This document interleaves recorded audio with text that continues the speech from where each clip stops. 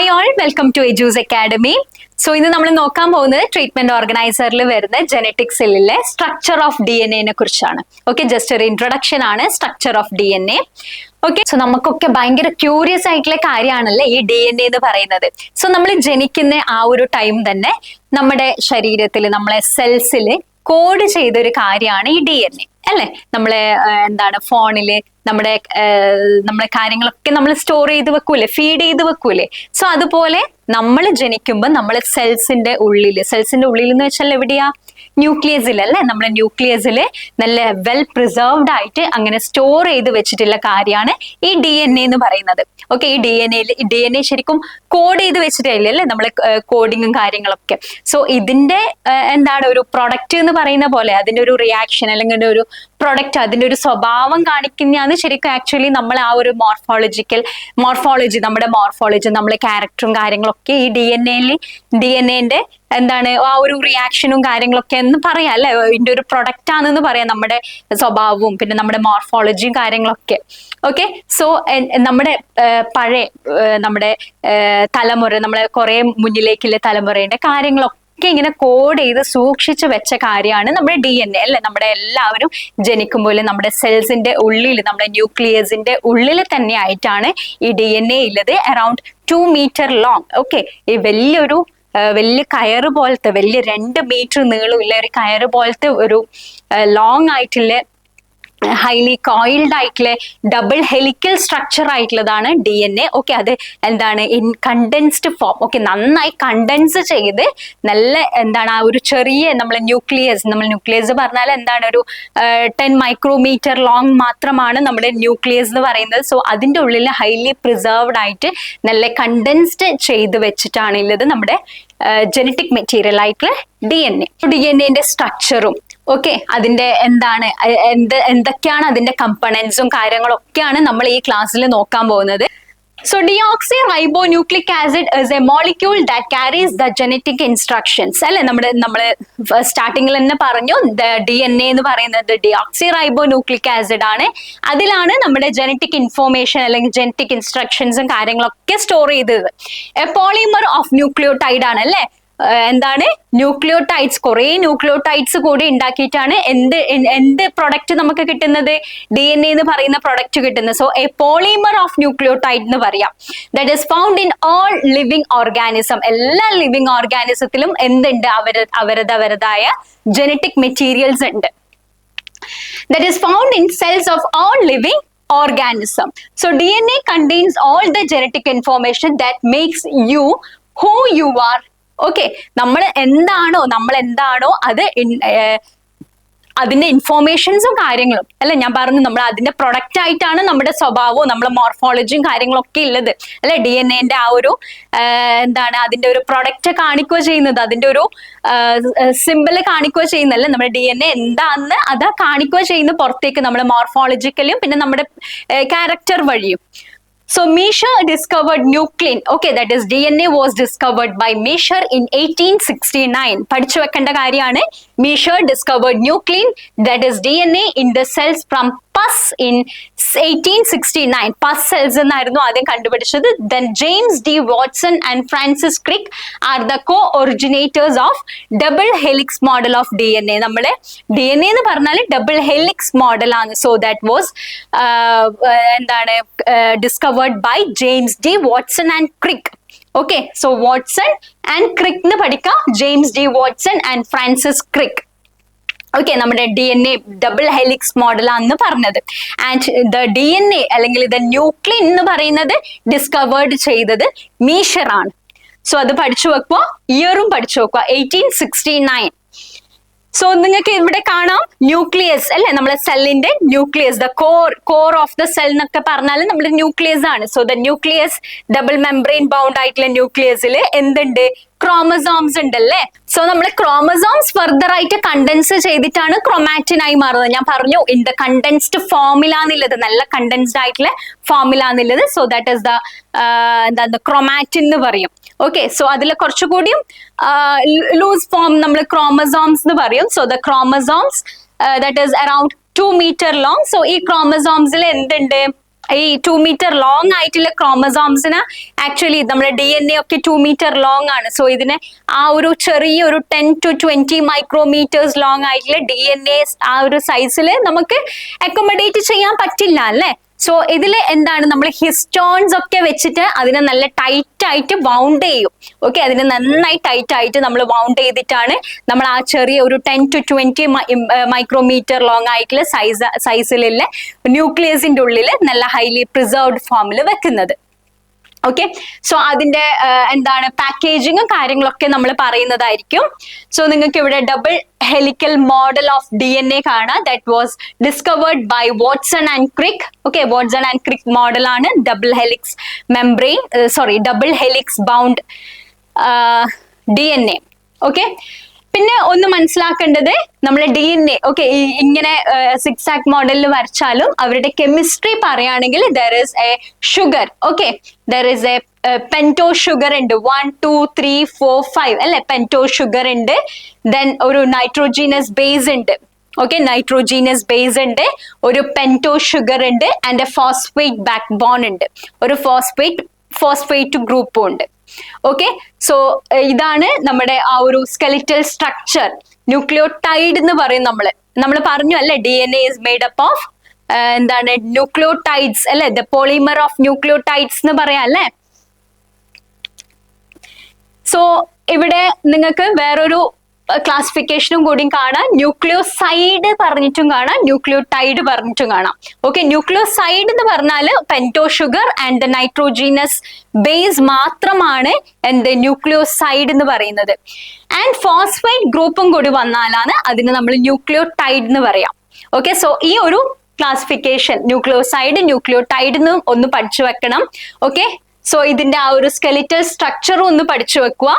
Okay, and discovered by ആരാന്ന് പഠിച്ചു വെക്കുക, വാട്സൺ ആൻഡ് ക്രിക്ക് ആണ്. ആ ഒരു ഫുൾ നെയിം പഠിച്ചു വെക്കണം, ഇയറും പഠിച്ചു വെക്കണം. സോ നമുക്ക് മെയിൻലി നമ്മളെ ന്യൂക്ലിയോടൈഡ് അല്ലെങ്കിൽ നമ്മളെ ബേസ് എന്ന് പറയുകയാണെങ്കിൽ പ്യൂറിൻസ് ആൻഡ് പിരിമിഡിൻസ് ഉണ്ട്. സോ പ്യൂറിൻസ് പറയുകയാണെങ്കിൽ അഡിനിൻ ആൻഡ് ഗ്വാനിൻ ആണ്. പിരിമിഡിൻസ് ആർ യുറാസിൽ, തൈമിൻ, സൈറ്റോസിൻ. ഇതൊക്കെയാണ് നമ്മുടെ പിരിമിഡിൻസിൽ വരുന്നത്. സോ പ്യൂറിൻസ് ഉണ്ട്, പിരിമിഡിൻസ് ഉണ്ട്. പ്യൂറിൻസ് അഡിനിൻ ഗ്വാനിൻ ഉണ്ട്. പിരിമിഡിൻസ് പറയുന്നത് uracil, thymine, cytosine.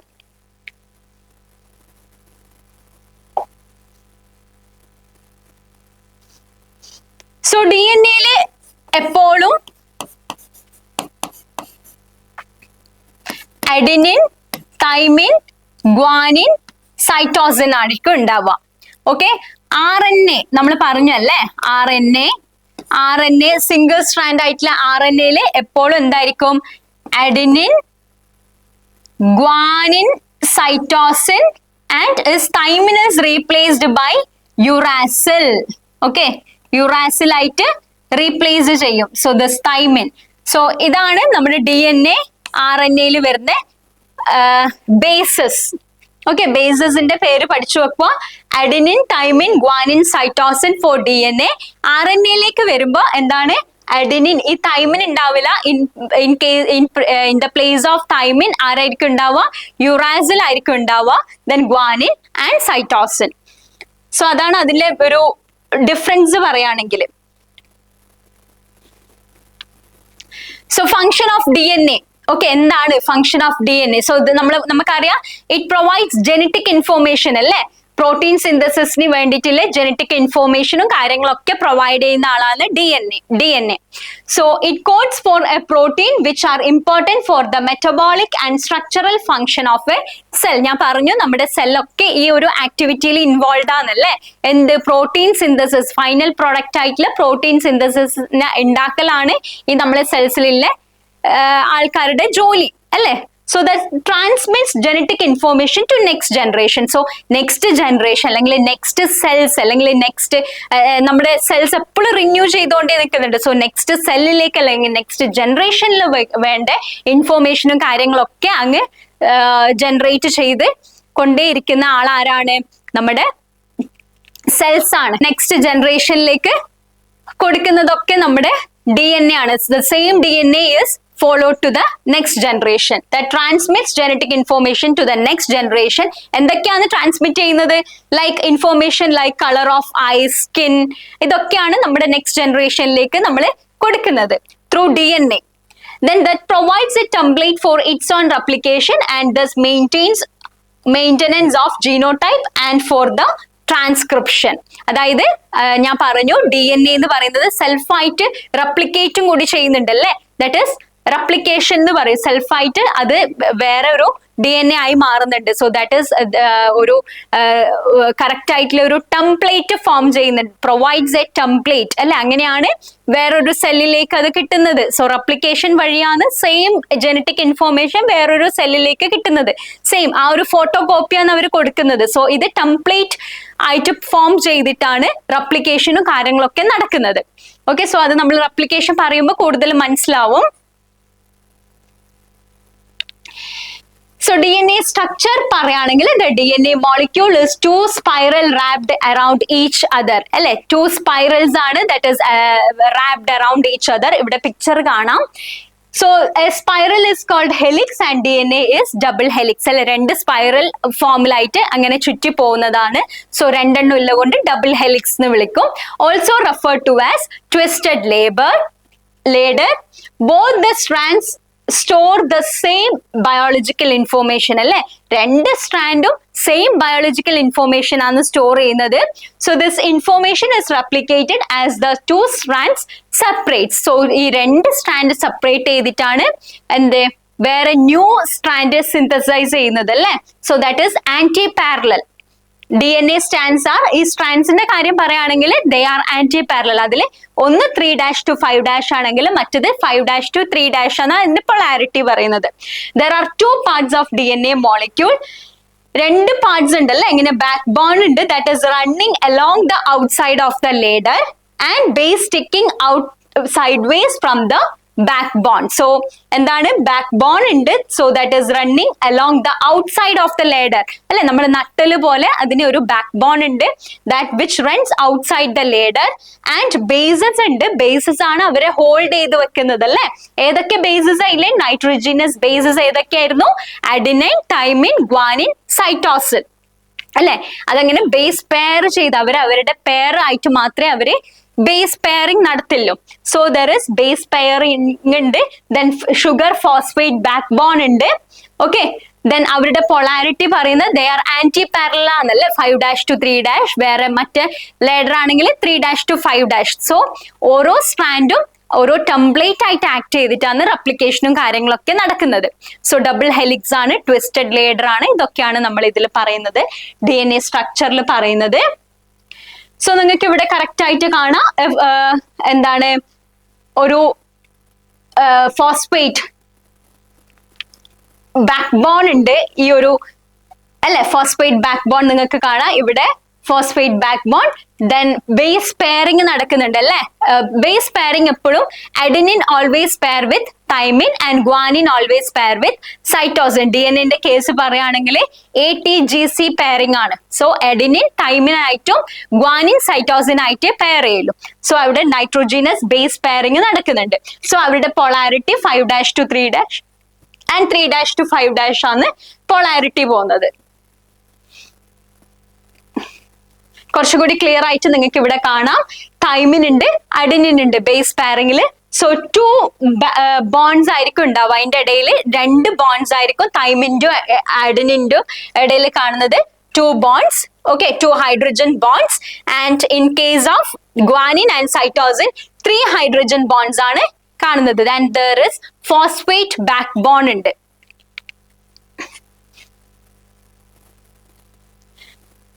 DNA base pairing കാണാം.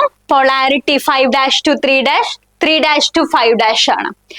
So DNA versus RNA. So എന്താണ് ഇവരുടെ മെയിൻ ഡിഫറൻസ്? ഞാനിപ്പോ പറഞ്ഞതേ ഉള്ളൂ അല്ലെ. എന്താണ് main difference? Thymine is being replaced by uracil. Okay, RNA case വരുമ്പോ thymine replaced by uracil ആണ്. പിന്നെ ഇവിടെ നിങ്ങൾക്ക് എന്താ കാണാ? Deoxyribose ആണല്ലേ. Deoxyribose ആണ്. That is hydroxyl group ഇല്ല. Okay, OH ഇല്ല. So there is deoxyribose ആണ്. ഇവിടെ എന്താണ്? റൈബോസ് ആണ് അല്ലേ, രണ്ടിലും ഹൈഡ്രോക്സിൽ OH ഗ്രൂപ്പ്സ് പ്രസന്റ് ആണ്. So there is ribose. So ഇത് സിംഗിൾ സ്ട്രാൻഡഡ് ആണ്. Usually they are single stranded, and in case of DNA they are double stranded. Phosphate backbones ഉണ്ട്. ഓക്കെ, ദെൻ തൈമിൻ, യുറാസിൽ ആ replacement മാത്രം ഒന്ന് ഓർത്ത് വെച്ചാൽ മതി. ദെൻ പ്യൂറിൻസ്, അഡെനിൻസ്, പ്യൂറിൻസും പിരമിഡിൻസും ഏതാ വരുന്നത്? ഓക്കെ, ATGC ബേസ് പെയറിംഗ് ഓർത്ത് വെക്കുക. ഏതൊക്കെ ബോണ്ട്, ഓക്കെ, ഹൈഡ്രജൻ ബോണ്ട് ഏതൊക്കെ, എത്ര നമ്പേഴ്സ് ഓഫ് ഹൈഡ്രജൻ ബോണ്ട്സ് ആ വരുന്നത് എന്ന് ഓർത്ത് വെക്കുക. ഒരു ക്വസ്റ്റ്യൻ ഉണ്ട്, in DNA adenine pairs with thymine via how many hydrogen bonds? Okay, എത്ര ഹൈഡ്രജൻ ബോണ്ട്സ് വഴിയാണ് DNA adenine pairs with thymine? So ഞാൻ പറഞ്ഞതാണ്, ഇമ്പോർട്ടന്റ് ആണ്. സോ എങ്ങനെ വേണം ക്വസ്റ്റ്യൻ വരാം. ഓക്കെ, എത്ര സ്ട്രോങ് ആണ്, ഏതാണ് സ്ട്രോങ്, അങ്ങനെയൊക്കെ ചോദിച്ച് ക്വസ്റ്റ്യൻ വരാം. So hydrogen bonds അഡെനിൻ pairs with thymine നമ്മൾ കറക്റ്റ് ആയിട്ട് അറിഞ്ഞിരിക്കണം. സോ എത്രയാണ്? യെസ്, ദ ആൻസർ ഇസ് 2 അല്ലേ? 2 ഹൈഡ്രജൻ ബോണ്ട്സ് ആയില്ലേ അഡെനിൻ പെയറിംഗ് വിത്ത് തൈമിൻ. 2 ഹൈഡ്രജൻ ബോണ്ട്സ് വഴിയാണ് അവര് അഡെനിനും തൈമിനും പെയർ ചെയ്യുന്നത് അല്ലേ? ഗ്വാനിനും സൈറ്റോസിനോ? ഗ്വാനിനും സൈറ്റോസിൻ ആണെങ്കിൽ 3 ഹൈഡ്രജൻ ബോണ്ട്സ് ആണ്. Next question, which of the following bonds links adjacent nucleotides in a single strand of DNA? Options are hydrogen bonds, option A, option B phosphodiester bond, option C glycosidic bond, and option D peptide bond. ഏതാ വരും? Adjacent ന്യൂക്ലിയോടൈഡ്സിന്, ഒരു single stranded DNA adjacent ആയിട്ടുള്ള ന്യൂക്ലിയോടൈഡ്സിനെ bind ചെയ്യുന്ന bonds ഏതാണ് bond വരുക? നമ്മളിപ്പോ പറഞ്ഞതാണ്. ഏതാണ്? യെസ്, ഫോസ്ഫോഡയസ്റ്റർ ബോണ്ട് ആണല്ലേ. ഫോസ്ഫേറ്റ് ഗ്രൂപ്പ്സ് ഫോസ്ഫോഡയസ്റ്റർ ബോണ്ടിങ് ആണ്. ഒരു സിംഗിൾ സ്ട്രാൻഡിലുള്ള ബോണ്ടിങ്ങിൽ വരുന്നത് ഫോസ്ഫോഡയസ്റ്റർ ബോണ്ട് ആണ്. Next, the bond between the nitrogenous base and sugar in DNA is option A phosphodiester bond, option B glycosidic bond, option C hydrogen bond, and option D peptide bond. ഏതാ വരുക? The bond between the nitrogenous base and the sugar നമ്മളിപ്പോ just discuss ചെയ്തതേ ഉള്ളൂ. ഏതായിരിക്കും വരുക answer? So answer എല്ലാവരും ഒന്ന് കണ്ടുപിടിച്ച് വെക്കുക. ഓക്കെ, നെക്സ്റ്റ് ക്ലാസ്സിൽ നമ്മൾ അത് പറയുന്നതായിരിക്കും. Okay, thank you.